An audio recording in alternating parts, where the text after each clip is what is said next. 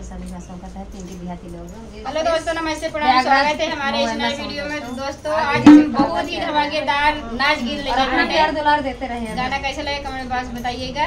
प्रयागराज का गीत है भैया, सुनिएगा और कमेंट बॉक्स बताइएगा। पहले सुना रहा हूं इलाहाबाद अब प्रयागराज गीत है।